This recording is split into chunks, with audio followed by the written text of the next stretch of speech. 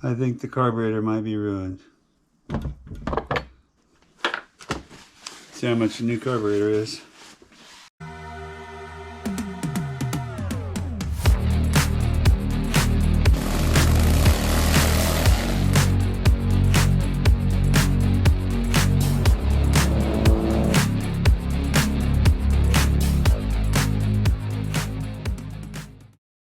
Hello family, welcome back to the channel. Dr. Ross here with an update on the bus. There's some new parts for the engine, carburetor, fuel pump, fan belt. So let's see if we can get it running. Inside the engine bay, we've got this all cleaned up. The tank is reinstalled, sending unit is in the top. We've got a new screen and inlet in the bottom. I've got new fuel lines again, all installed and ready to be hooked up with a new filter when we get the motor in. The battery relocation assembly has been all cleaned up and relocated over to here where we've got a floor for our battery. And we're just about ready to get the motor back in here and see if we can get it running.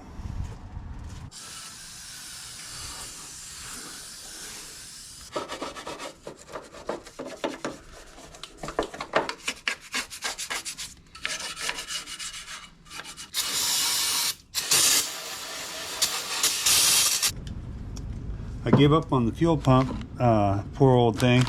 I got a brand new fuel pump, so that will be nice. Won't have to worry about that. We'll just install a new one. And I got a new inline filter to go between the fuel pump and the carb, so I'll be able to determine if anything is getting past the fuel pump. The mistake I made was to try to run it through, really liquefied the sponge, and then it was able to run past the filter and get inside of everything. And then it would just harden up overnight in all the orifices and pretty much ruined everything. No way the bus would run after that happens. That stuff is just horrible.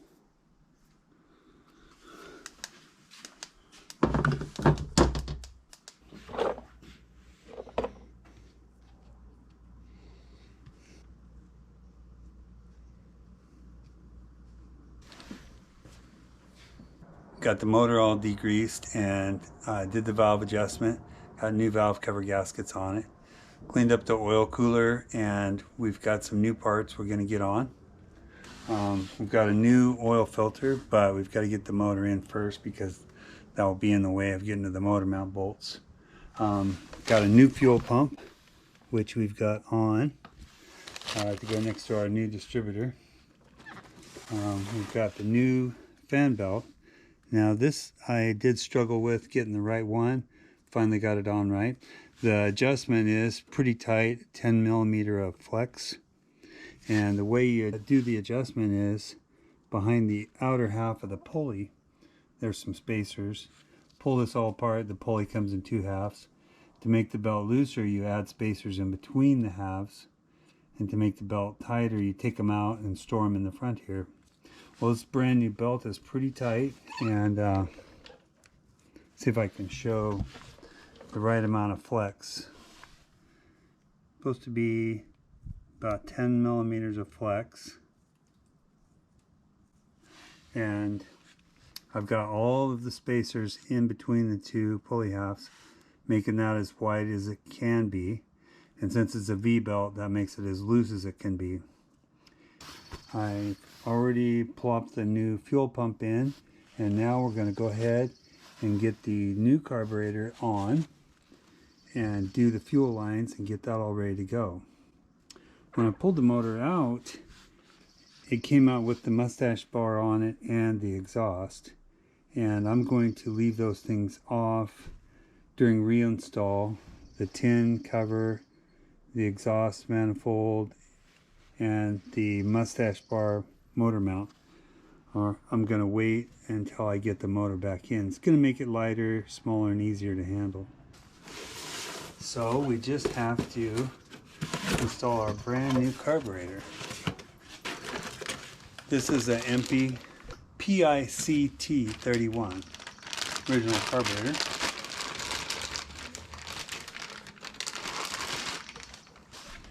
I got that through Airhead Parts.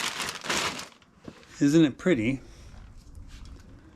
The other one was completely ruined by the sludge, so we're going to go with this one.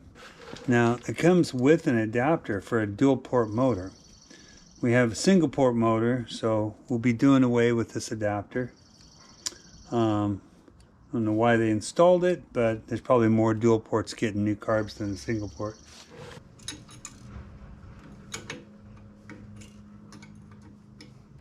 This carburetor came right out of the box with this linkage bent, so I'm going to try to straighten that now. Got it bolted down steady.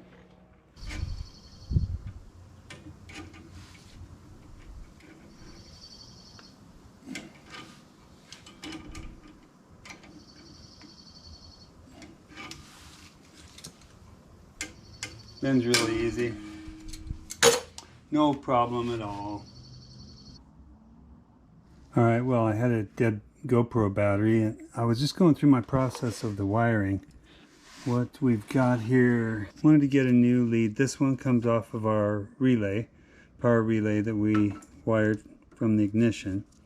And from there we've got one, comes around the back here and runs our choke. And that's going to follow the wiring harness that's already here for the generator. And then this wire is going to be on this side because the new idle cutoff valve is in a different place now. Alright, so that one needs to connect to the coil as well. And our box of extra parts is definitely getting smaller. Alright, so let's get these wires on the coil.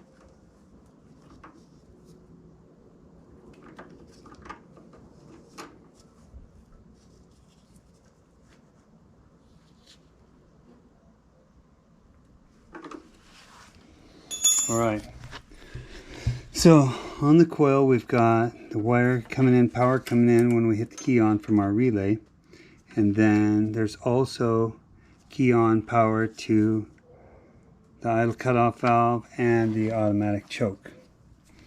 There's absolutely no reason those would need to be on the coil.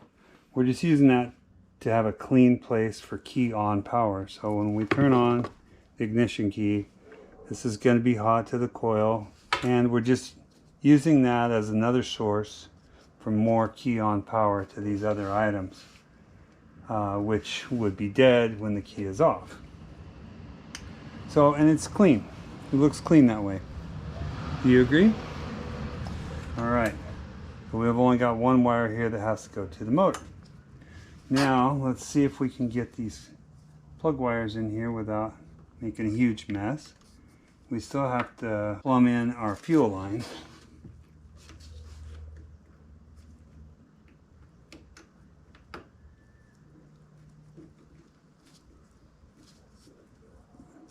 I don't like the coil wire to touch, and I just feel like even though there's insulation on it, it might,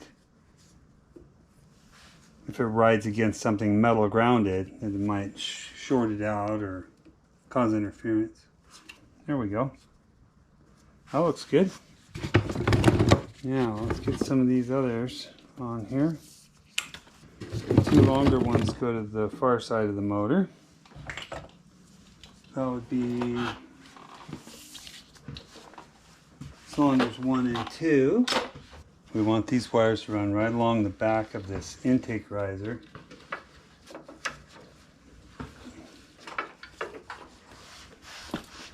Alright, so 1 is right here. We know that that's where number 1 fires, and the distributor's in top dead center. Firing order comes this way: 1, 4, 3, 2, 1. Going backwards, counterclockwise, we have 1, 2, 3, 4. So this is 2.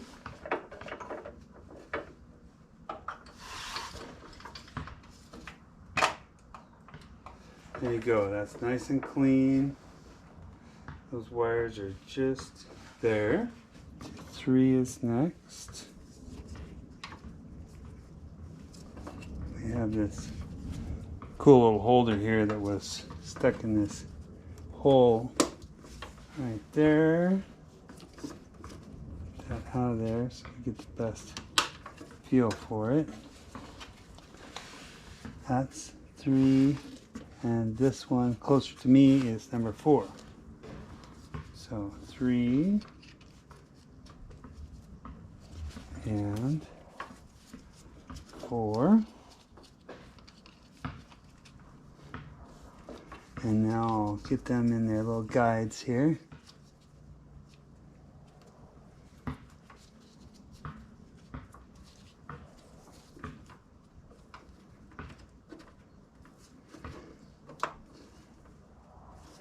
So that they're kept neatly out of the way.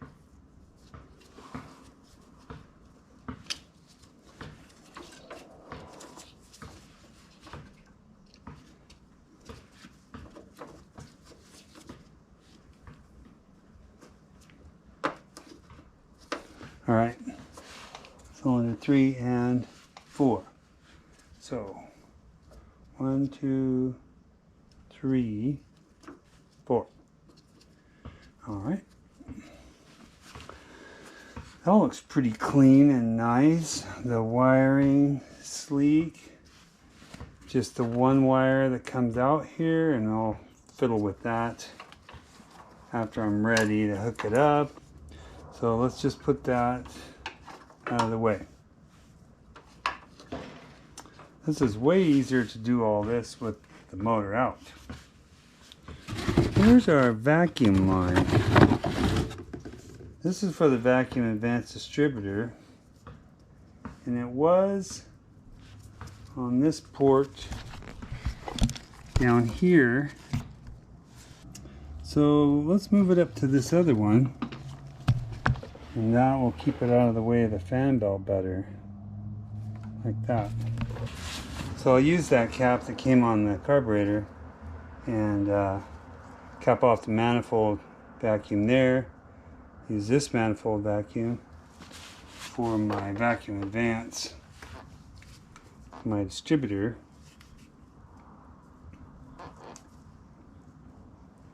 That's going to make it neater and easier to keep out of the way of the fan belt. Before it was riding against the fan belt because it was like that. I'm going to move it up here. See if I can shorten it just a little bit.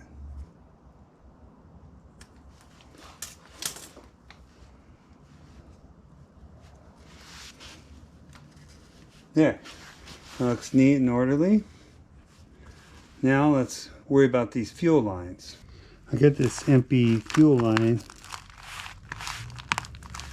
inline fuel filter kit online. Pretty cool. Comes with way too many extra parts.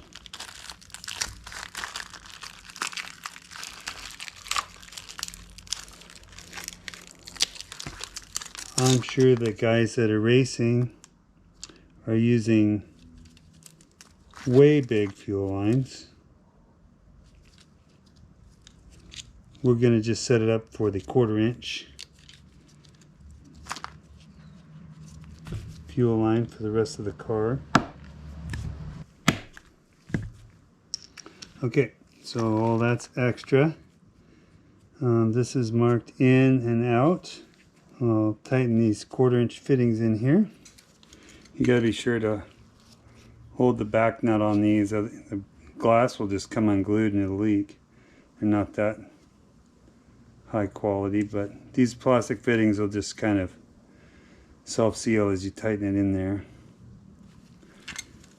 Kind of funny, I saw this at one of the auto parts store, And I asked them, and they wanted 3 times as much as the online store I was using.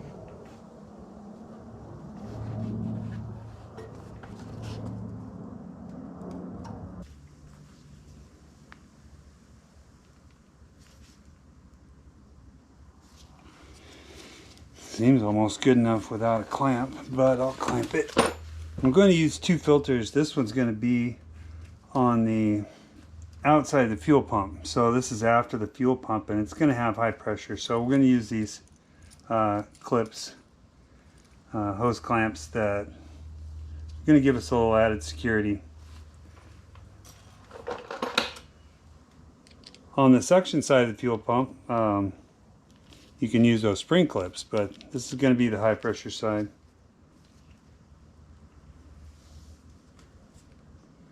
As I'm setting this up, I'm realizing that it really looks a lot like the setup we did on the Carmen Ghia. Alright, on this bottom one I'm going to leave enough extra hose so that it pushes this back and doesn't dangle out here. In fact, let's get it on and then we'll cut it after we decide where we like it.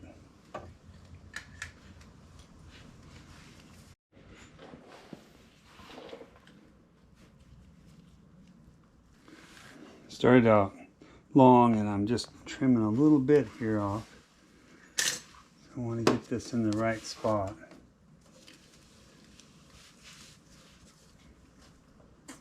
Also, you can put a little bit of a twist in the hose in order to get it to kind of sit the way you want.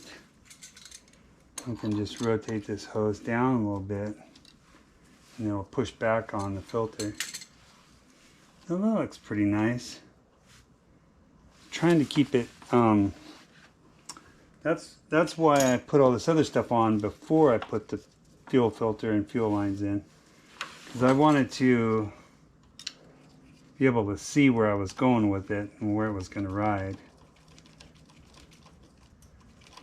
so it wasn't interfering with plug wires, other wiring, hoses. Now that that tank is sterilized, this is funner because I won't have to keep replacing them and cleaning them.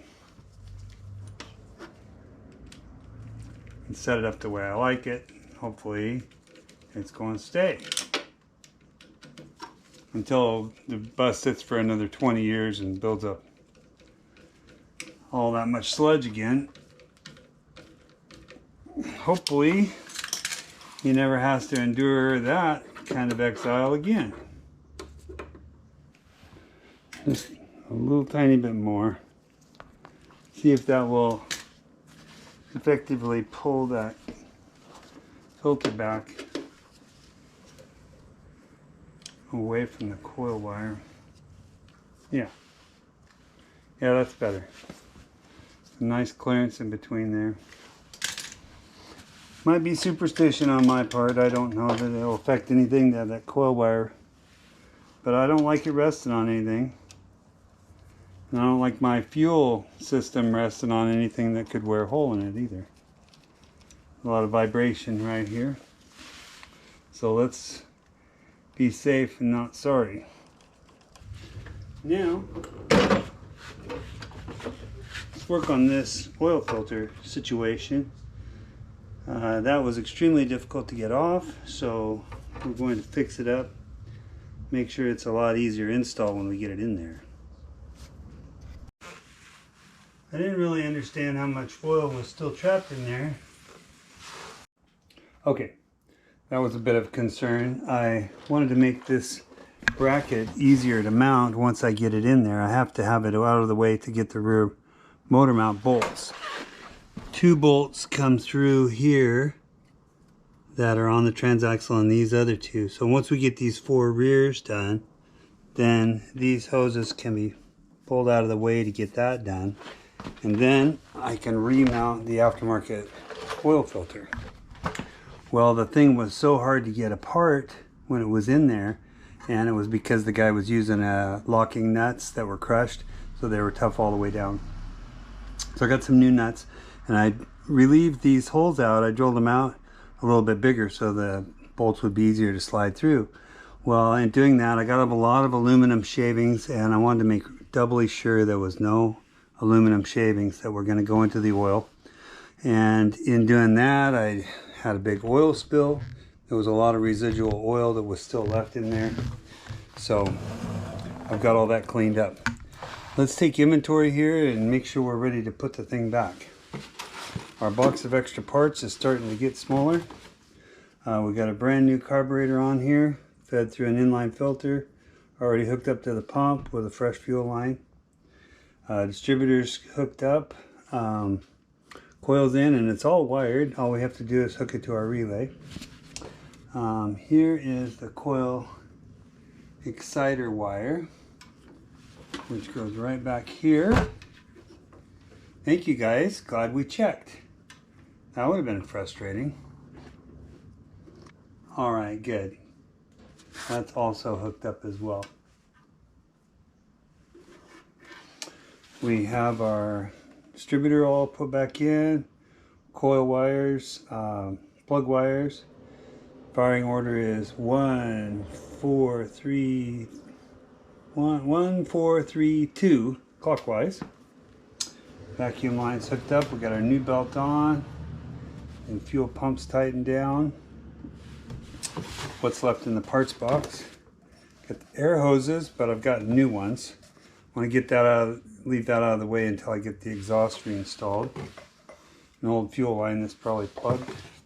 This is another part of the exhaust heat riser. Goes here when we get the exhaust put back together. Exhaust parts and the tin that goes on top. So I believe that means we are ready to plug the engine in.